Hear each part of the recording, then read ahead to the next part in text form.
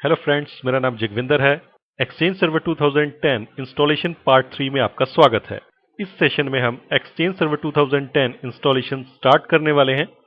Last sessions में हमने hardware, operating system, active directory और मिसलेनियस रिक्वायरमेंट्स को फुलफिल कर लिया है। तो चलिए स्टार्ट करते हैं एक्सचेंज सर्वर 2010 इंस्टॉलेशन।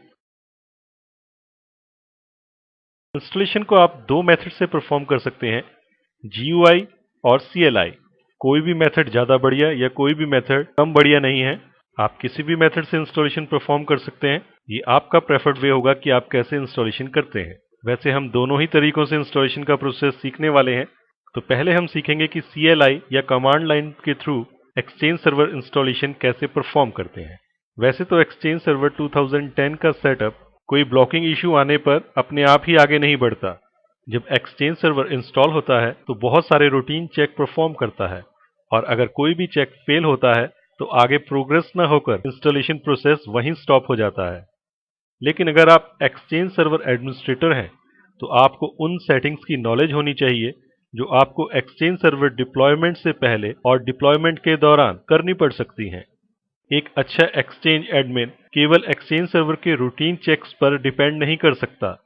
वो ये नहीं सोच सकता कि सारे के सारे काम उसके लिए रूटीन चेक्स परफॉर्म कर दें। तो चलिए सीखते हैं कि कमांड लाइन के थ्रू कुछ कमांड्स का यूज करके step by step exchange server 2010 की इंस्टॉलेशन कैसे परफॉर्म करते हैं। तो इस इंस्टॉलेशन प्रोसेस को हम कुछ फेजेस में डिवाइड कर सकते हैं। जैसे कि पहला फेज होगा कि सबसे पहले हमें अपना न्यू एनवायरनमेंट एक्सचेंज सर्वर 2010 के लिए प्रिपेयर करना होगा। इस फेज में हमें तीन काम करने पड़ेंगे।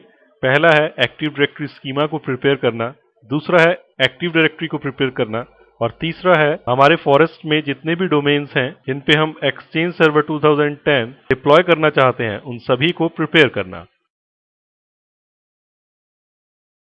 तो इंस्टॉलेशन सीरीज के फर्स्ट वीडियो में इतना ही। Thanks for listening.